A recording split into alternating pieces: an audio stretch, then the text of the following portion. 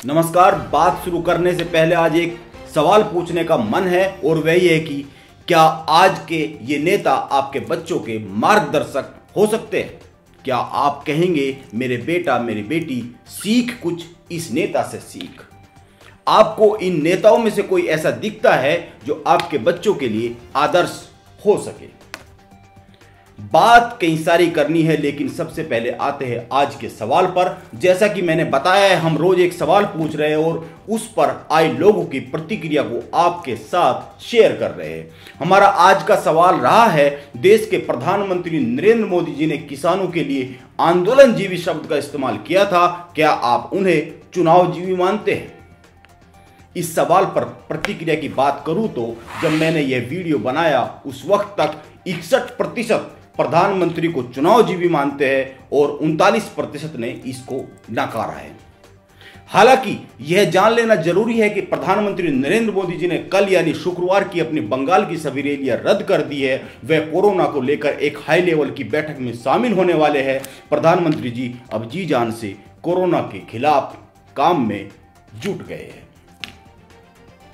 आइए आगे बढ़ते हैं। देश में कई लोग कह रहे हैं कि सोशल मीडिया पर अच्छी बातें लिखो ताकि माहौल कुछ सकारात्मक बन सके। यह सही बात है, अच्छी बातें करनी चाहिए, लेकिन यह भी ध्यान में रखना चाहिए कि गलत को गलत कहना जरूरी है। हालात कितने बेकाबू हो रहे हैं इसका अंदाजा इस बात से लगाया जा सकता है कि सुप्रीम कोर्ट ने देश में कोरोना महामारी के भयावह होते संकट पर स्वतः संज्ञान लिया है। देश की सबसे बड़ी अदालत ने केंद्र सरकार को नोटिस जारी कर पूछा है कि सरकार बताए ऑक्सीजन और जरूरी दवाओं की आपूर्ति के साथ टीकाकरण को लेकर राष्ट्रीय नीति क्या है। कोविड पर राष्ट्रीय नीति क्या है यह देश के प्रधानमंत्री को 2 दिन पहले उस वक्त बता देनी चाहिए थी जब वे 8:45 बजे 19 मिनट के लिए राष्ट्र को संदेश देने के लिए आए थे।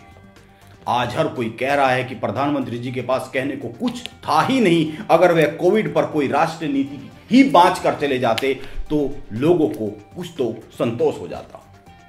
अब सुप्रीम कोर्ट में मुख्य न्यायाधीश की अध्यक्षता वाली 3 जजों की बेंच ने सॉलिसिटर जनरल तुषार मेहता से कोविड संकट को लेकर राष्ट्रीय योजना पेश करने को कहा है। मुख्य न्यायाधीश S.A. बोबडे ने कहा है कि इसे लेकर शुक्रवार को सुनवाई होगी। यह जान लेना जरूरी है कि कोविड को लेकर देश के अलग अलग 6 हाई कोर्ट में सुनवाई चल रही है। अब इन सारे मामलों की सुनवाई सुप्रीम कोर्ट ही करेगा, क्योंकि सुप्रीम कोर्ट का कहना है कि अलग अलग अदालतों में कोविड को लेकर हो रही सुनवाई से कुछ भ्रम की स्थिति पैदा हो सकती है। इससे पहले दिल्ली हाई कोर्ट ने केंद्र सरकार पर बहुत ही तीखी टिप्पणी की थी। अदालत ने कहा कि गिड़गिड़ाइए, उधार लीजिए या फिर चोरी करिए, लेकिन ऑक्सीजन लेकर आइए। हम मरीजों को मरते हुए नहीं देख सकते। दिल्ली हाईकोर्ट ने यह बात मैक्स अस्पताल की ओर से दायर अति आवश्यक याचिका की सुनवाई के दौरान कही है। अस्पताल ने अपनी याचिका में कहा था कि मैक्स अस्पताल में कोविड से संक्रमित गंभीर मरीजों के लिए ऑक्सीजन नहीं बची है। दिल्ली हाईकोर्ट ने यह भी कहा था कि यह सरकार आसपास की सच्चाई से इतनी बेखबर कैसे हो सकती है। हम हैरान और हताश है कि सरकार मेडिकल ऑक्सीजन की इतनी अहम जरूरत को लेकर सचेत क्यों नहीं है। अब कुछ अच्छे की उम्मीद की जा सकती है, क्योंकि इस देश में शायद अदालतें ही ऐसी है जिससे केंद्र के माथे पर थोड़ा बहुत पसीना उभरता है, वरना बाकी तो हर कोई बोलने से डरता ही है, और अगर कोई बोलता भी है तो उन्हें खुद के राष्ट्रद्रोही कहे जाने का खतरा सताता रहता है। इस देश की जनता हजारों सालों से अपनी मिट्टी से मोहब्बत करती है, इसलिए वह कष्ट सह रही है, लेकिन चुप है क्योंकि वह नहीं चाहती कि कोई उनकी राष्ट्रभक्ति पर सवाल उठाए, भले ही वो सब झूठे ही क्यों ना हो।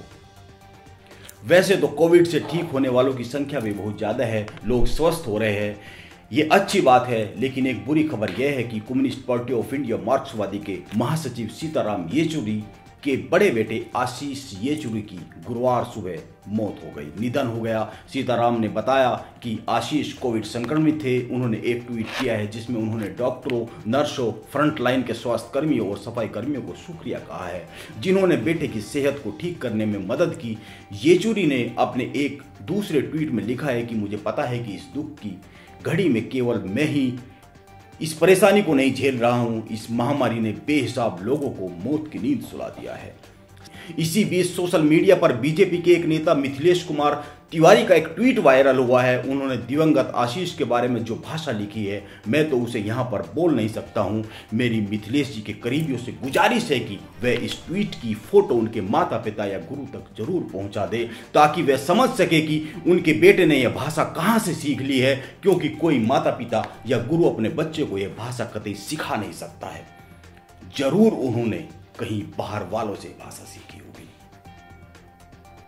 कोरोना बढ़ रहा है, लोग मर रहे हैं और कई ठीक होकर घर भी आ रहे हैं, लेकिन इस सब के बीच वैक्सीन को कमाई का जरिया क्यों बनाया जा रहा है, यह सवाल कल से इंटरनेट पर हर दूसरा आदमी कर रहा है। हर दूसरा आदमी पूछ रहा है। लोगों का कहना है कि कोविशील्ड बनाने वाली company serum institute of India ने वैक्सीन की कीमतें दोगुनी से ज्यादा क्यों कर दी है। आपको मालूम ही हो गया होगा कि सरकार के कहने पर कंपनी ने वैक्सीन को खुले बाजार में उतार दिया है। अभी तक सरकारी अस्पतालों में यह वैक्सीन फ्री में लगती थी, जिसकी सप्लाई केंद्र सरकार राज्य सरकारों को फ्री में कर रही थी, जबकि निजी अस्पतालों में 250 रुपये लिए जा रहे थे, क्योंकि सरकार उन्हें 150 रुपये में वैक्सीन दे रही थी। लेकिन अब कंपनी 50% वैक्सीन सीधे केंद्र सरकार को, जबकि बाकी की 50% वैक्सीन राज्य सरकार और प्राइवेट अस्पतालों को सीधे बेच सकेगी। कंपनी केंद्र सरकार को 150 रुपये प्रति डोज में वैक्सीन बेचेगी, जबकि राज्य सरकारों से 400 रुपये और निजी अस्पतालों से 600 रुपये लेगी। अब सवाल यह उठ रहा है कि सीरम इंस्टीट्यूट जब केंद्र सरकार को 150 रुपये में वैक्सीन दे रहा है, तो फिर राज्य सरकारों से 400 रुपये और निजी अस्पतालों से 600 रुपये क्यों लिए जा रहे हैं। निजी अस्पताल 600 रुपये कीमत और अन्य चार्ज मिलाकर एक डोज 700 रुपये में लगाएंगे, और यदि उनको यह 150 में मिलती तो 250 में ही वह इसको लगाते, वे 250 ही लेते मरीजों से। सरकारी अस्पतालों में यह फ्री में मिलेगी, लेकिन अभी तक कई प्रदेशों ने वैक्सीन के फ्री में देने की घोषणा नहीं की है, इसीलिए आगे हो सकता है कि सरकारी अस्पतालों में भी वैक्सीन फ्री में ना लगे। इस सब के बीच यह नहीं भूलना चाहिए कि केंद्र सरकार ने सीरम इंस्टीट्यूट ऑफ इंडिया और भारत बायोटेक को, इन दोनों कंपनियों ने ही दोनों वैक्सीनें बनाई है, इन दोनों कंपनियों को वैक्सीन का प्रोडक्शन बढ़ाने के लिए 4500 करोड़ रुपए दिए हैं। फिर कंपनी दोनों तरफ से क्यों कमाना चाह रही है। आज आम आदमी को ऑक्सीजन तक खुद खरीदनी पड़ रही है। पिछले 1 साल से कमाई का बुरा हाल है। फिर सरकार क्यों नहीं समझ पा रही है कि आम आदमी के पास पैसा क्या पेड़ पर उग रहा है। कौन समझाए इन्हें। जनता का सवाल करना जायज है, वो सवाल पूछेगी। इस देश के राजनेताओं को जवाब देना पड़ेगा। अंत में मैं यह कहना चाहूंगा कि आज बीजेपी को देश में सत्ता करते हुए करीब 8 साल हो गए। इस लंबे काल में हजारों बार बीजेपी के हर लेवल के नेता से जब भी कोई सवाल किया गया तो वह कांग्रेस के पिछले 70 सालों के शासन से तुलना करते हैं, और इस तुलना के आधार पर वे खुद को श्रेष्ठ बताने की कोशिश करते हैं। वे कहते हैं कि 70 सालों में कांग्रेस ने इस देश को तबाह कर दिया, हम इसको ठीक कर रहे हैं। वो तुलना के आधार पर खुद को बेहतर बताते हैं। यह सही भी है। अच्छे और बुरे के फर्क को समझने के तुलना की जरूरत होती है, लेकिन तुलना अक्सर कंफ्यूजन पैदा करती है और वह अक्सर सच से बहुत दूर लेकर चली जाती है। क्योंकि अगर आपके पास तथ्य है तो सत्य है, और सत्य के लिए किसी तुलना की जरूरत नहीं होती है। तुलना कितनी खतरनाक होती है इसको समझाने के लिए किस्सा बहुत चर्चित है। यह हमें बचपन में सुनाया जाता रहा है। आप किस्सा सुनिए। एक गांव में रिवाज था कि जब कोई मर जाए तो उसकी प्रशंसा में कुछ कहा जाए, और जब तक उसकी प्रशंसा में कुछ न कहा जाए तब तक उसका अंतिम संस्कार नहीं किया जा सकता था। एक दिन एक आदमी मर गया। वह आदमी इतना बुरा था कि गांव भर के लोगों ने बहुत सोचा, लेकिन कुछ भी न खोज पाए जिसको उसकी प्रशंसा में बोला जा सके।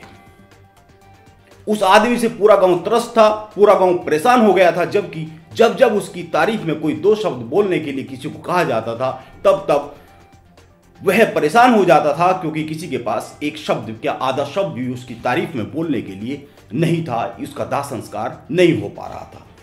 कोई भी आदमी उसकी तारीफ में कुछ भी बोलने के लिए तैयार नहीं था। लोग कानाफूसी करने लगे कि यह तो मरकर भी सता रहा है। पूरे गांव को परेशान देखकर एक समझदार बुजुर्ग सामने आए। बुजुर्गवार समझदार ही होते हैं, यह ध्यान में रखना चाहिए। उन बुजुर्ग ने कहा कि यह आदमी अपने 4 भाइयों की तुलना में देवता था। बुजुर्गवार ने इसका एक सॉल्यूशन निकाला और उसका सॉल्यूशन तुलना थी। बुजुर्गवार ने कहा कि यह आदमी अपने 4 भाइयों की तुलना में देवता था।